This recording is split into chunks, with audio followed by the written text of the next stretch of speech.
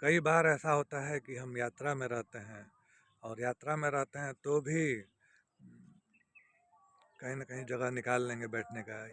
चारों तरफ भीड़ में बैठे हुए हैं तो भी आँख बंद कर लेंगे और मन ही मन आसन पर बैठ जाएँगे, मन ही मन सामने हवन कुंड रख लेंगे और आहुति हम मन की अग्नि जलाते हैं, मन की आहुति दे देते हैं। इस प्रकार जो हमारा संकल्प था जो हवन का, तो सूक्ष्म, स्थूल, प्रत्यक्ष, परोक्ष हर तरह का हमारा हवन होता रहा और आश्चर्य है कि 2005 से जो हम हवन शुरू किए तभी 2024 चल रहा है और अब यह हवन एक विराट हवन का रूप लेना शुरू कर दिया है और अभी तो हम एक अखंड अग्नि भी स्थापित कर दिए हैं और इस अखंड अग्नि में यह अखंड अग्नि चौबीसों घंटा अभी 24 तारीख को 24 फरवरी 2024 को अभी जो है अखंड अग्नि स्थापित किए हैं और आज 9 मार्च 2024 है।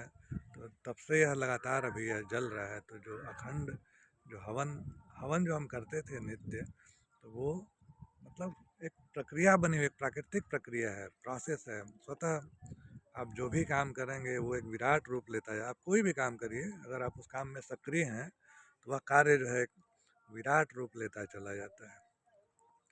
तो हमें हमें भी कुछ ऐसा आभास हो रहा है कि जो जो हमारा नित्य का जो हवन था अब यह अखंड रूप लेना शुरू कर दिया है।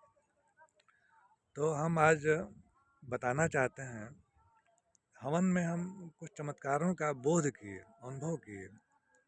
हमें नहीं पता कि और क्या क्या चीज़ें जीवन में होती होंगी, लेकिन जो चीज़ें प्रत्यक्ष रूप से अनुभव, चाहे वो छोटी घटना हो चाहे बड़ी घटना हो, जो प्रत्यक्ष रूप से अनुभव की हम चाहते हैं कि हम बताएं उसको, जिससे कि और लोग भी जो हवन करते हों या जो हवन करना चाहते हों, जो या जो आध्यात्मिक हों, जिनका मन लगता हो, तो हमारा प्रयास है कि थोड़ी सी किसी को हमारी वजह से प्रेरणा मिल पाए।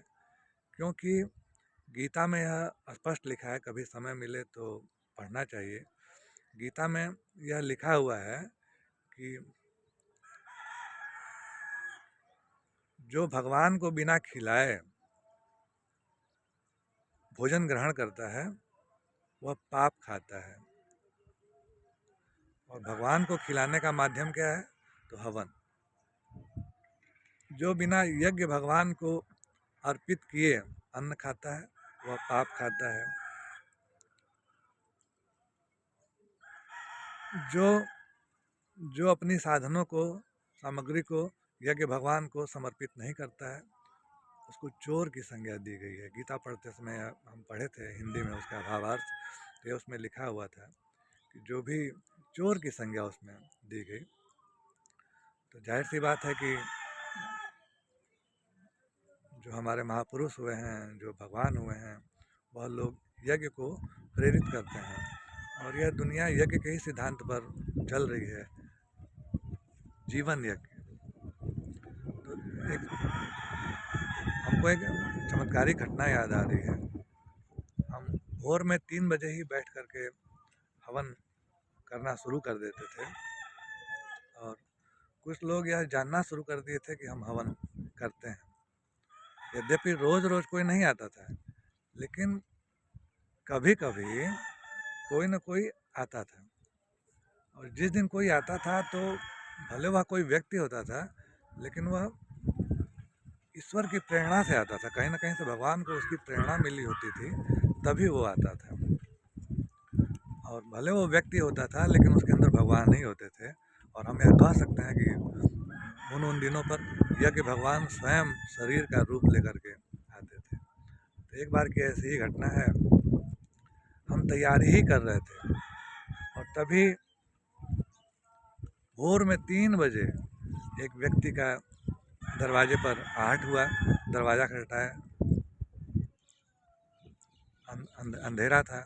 हम गए, दरवाज़ा खोले, सामने वाले हमको प्रणाम किए और प्रणाम करने के बाद वह हमसे आग्रह किए कि आज हम आपके साथ हवन करना चाहते हैं। और वो पहले कभी नहीं आए थे हमारे घर पे। लेकिन वह आग्रह किए कि हम आपके साथ हवन करेंगे। हम भी उनको हवन वाले जगह पर ले गए। वो अपने साथ खूब ढेर सारा फूल वूल लेकर के आए थे, और हम धोती कुर्ता पीले रंग का पहने होते, गमछा लगा करके, और वही हमारी जो है सूक्ष्म प्रक्रिया हवन की शुरू हो चुकी थी। हम सत्कर्म करते, देवताओं का आवाहन करते, उनको जो है मन ही मन सबको आसन बिठाते और सबको बैठने का आग्रह करते। जब सभी लोग बैठ जाते, मतलब सब कुछ मन से, जब सभी लोग बैठ जाते तो सबका जो है हम पैर धोते, थाली में पानी रख करके, फिर सबको माला पहनाते, सबको मीठा खिलाते, सबको जो है सुपारी और पान खिलाते, सबके ऊपर अक्षत की बरसात करते, और सबके चरणों में हम जो है मस्तक अपना जो है रख देते। और हमें भी ऐसा लगता था कि सभी लोग हमारे सर को सहला रहे हैं, ऐसा महसूस होता था। तो हम पूरे भाव में डूबे रहते। और फिर जो है इसी भावपूर्वक क्या होता था कि हम जो है थोड़ी देर के लिए आँख खोलते और समिधा में अग्नि स्थापित करते, और उसके बाद एक अंदाज बना लेते कि हमारे हाथ से कितनी दूरी पे हवन सामग्री है। तो आँख बंद करके ही, और हमको ऐसा आभास होता था कि यज्ञ देवता बैठे हुए हैं, यज्ञ देवता मुंह खोल रहे हैं, और जिस प्रकार से बच्चों को या किसी प्रियजन को भोजन करवाया जाता है, उसी तरह से हम स्वाहा के साथ मुंह खुलता था यज्ञ भगवान का, और उसमें हम जो है हवन सामग्री डाल देते थे, और हाँ में उनका मुंह बंद हो जाता था। और इस प्रकार से हम अभी 4 ही 5 आहुति, और एकदम ध्यान में हम डूबे हुए थे। अभी 4 ही 5 आहुति हम डाले हुए थे अग्नि में, तब तक हमें स्पर्श का बोध हुआ। ऐसा लगा कि कोई हमारे सर को, हमारे कंधे को कोई जो है थपथपा रहा हो। तो अचानक से जो हमारा ध्यान था, हमारी जो तंद्रा थी, हमारी जो नींद थी, वो टूट गई। जो टूटी तो सामने वाले बिल्कुल अलर्ट थे, सावधान थे, बल्ब की रोशनी थी। हम उनसे पूछे, अरे क्या हुआ? हम भी चारों तरफ जो है देखने लगे, क्या हुआ? तो बोले कि अरे बहुत बड़ा गोजर, और वो आपके कपड़े पर चढ़ते चढ़ते आपके कंधे से आपके जो है सर की तरफ बढ़ रहा था, और अचानक हमारी निगाह पड़ गई तो हम उसी को झाड़े हैं। तो वो जो है हमको उसको दिखाया भी, और वो बहुत बड़ा, मतलब ये एक बित्ता होता है, और एक बित्ते बिल्कुल ब्लैक कलर का, और एक बित्ते से बड़ा वो कहीं से आ गया होगा, आकर के हमारे शरीर पे चढ़ रहा था।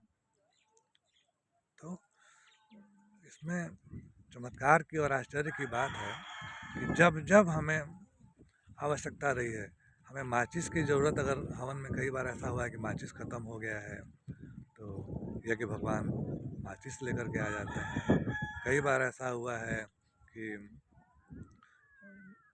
घी ख़त्म हो गया है, वीडियो बनाए हैं आप, सुनिएगा। कई बार ऐसा हुआ है घी ख़त्म हो गया है, तो यज्ञ भगवान घी लेकर के प्रकट हो जाते हैं। और आज जब हमारे शरीर पर जब खतरा आया, तो यज्ञ भगवान उससे भी हमें, यज्ञ में हवन करते समय हमारे शरीर को कोई क्षति न पहुँचे, कोई नुकसान न हो, तो यज्ञ भगवान किसी न किसी का रूप ले करके और आ करके और हमें उस खतरे से भी निकाले। तो इस प्रकार से अनेकों चमत्कार हैं जो हम अनुभव अपने जीवन में किए हैं। तो हम तो सबसे आग्रह करते हैं कि किसी न किसी रूप में हवन ज़रूर करना चाहिए।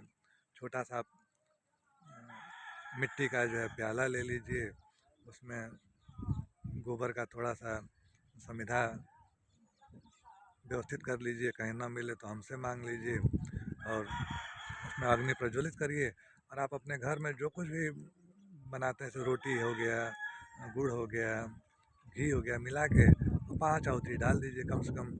आप पाप तो अपने घर में नहीं खाएंगे, कम से कम आप चोर की संज्ञा तो गीता के अनुसार आपके ऊपर नहीं रहेगी। तो इस प्रकार से हवन नित्य करना चाहिए, और आप भी अपने जीवन में हवन कीजिए, यज्ञ कीजिए, और पुण्य के भागी बनिए, ईमानदार रहिए। तो इस प्रकार से बहुत बहुत आभार, धन्यवाद।